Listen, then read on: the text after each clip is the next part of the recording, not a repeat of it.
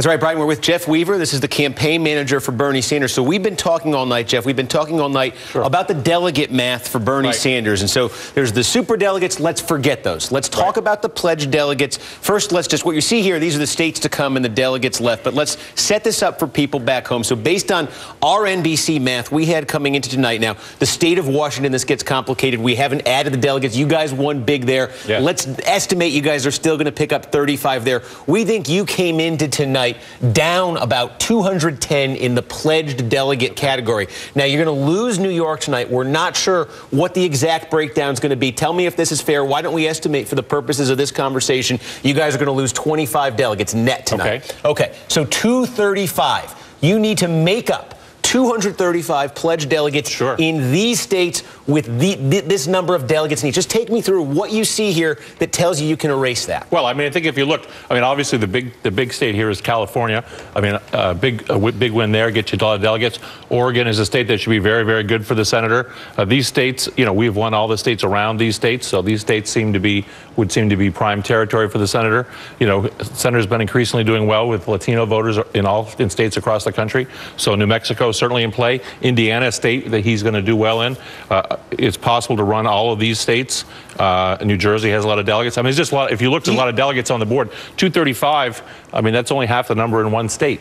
Can I ask this? Sure. Like, people look at the demographics of what happened here in New York tonight. This looks like a double-digit loss. You look at the demographics of New Jersey, very similar. And people would say, if you can't come into New York and keep it in single digits there, how do you turn around and do it in New Jersey? Or for that matter, Maryland. Maryland has the largest African-American population of any state in the North. This is a campaign that struggled to break 30% with African-Americans. Well, I mean, for one thing, look, the secretary and her people should be congratulated for their victory tonight. There's no doubt about it. But she had a special relationship with the people of New York. She was elected here twice as a U.S. senator. We always knew this was going to be a very tough state, closed primary.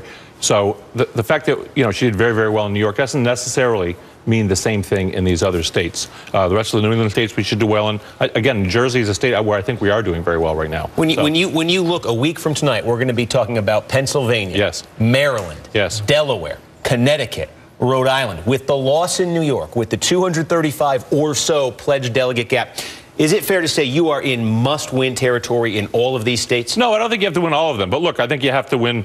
You know, certainly Pennsylvania becomes a very, very important state in this process.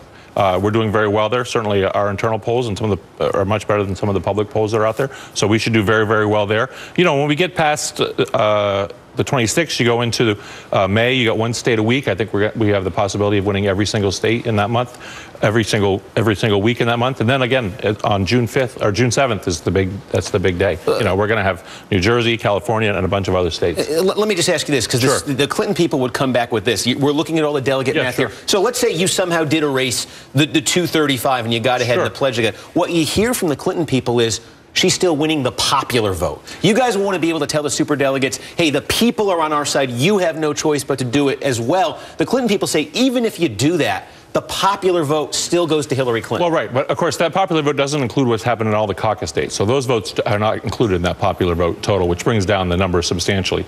And then when we get to the convention, look, at the end of the day, the Democrats are going to have to decide who they want to elect in terms of who's going to be the best in November. And clearly, the polls are almost unanimous now that Bernie Sanders is a much more electable candidate in November.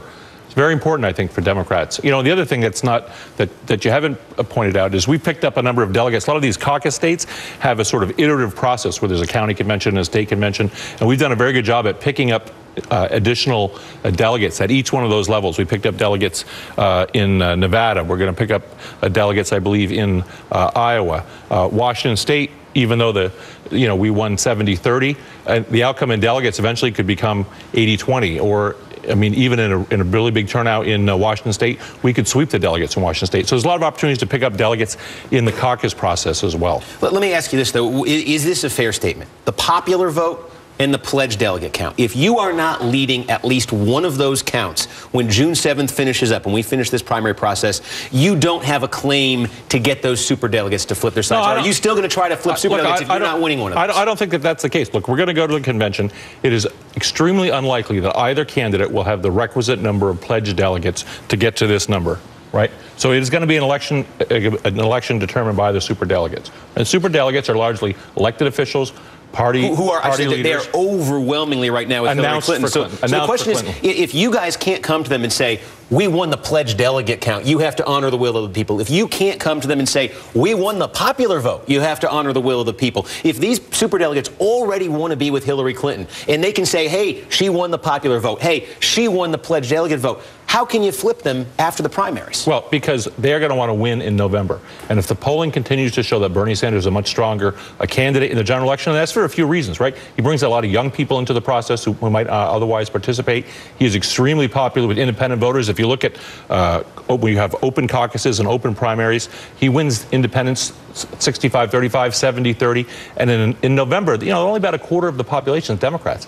If you can't create a coalition with independent voters, you can't win the White House, you can't win the Senate, you can't bring in additional people into the House. So this is what has to be built in November. It has to be Democrats along with independents to defeat the Republicans. And Bernie Sanders is the candidate who can do that. Because you know as well as I do, if June 7th comes and goes and Hillary Clinton has won the pledged delegate count in the primaries and she's won the popular vote, there are going to be calls from her campaign and calls from a lot of influential delegates in this country for you, the Sanders campaign, to make a decision to unite around her. You're saying instead of that, you will spend those months, those weeks in the summer trying to flip superdelegates to Bernie Sanders before the convention. At this point, yes, absolutely. Okay. Jeff Weaver, campaign manager for Bernie Sanders. Thanks for the time. Thanks. Appreciate Glad it. to be here. Thanks. Back to you guys. That was remarkable. Jeff Weaver, it's a kindness of you to be here to walk us through that, sir. Thank you for being here. Happy to do it. Thanks for stopping by. Thanks to Steve Kornacki as well.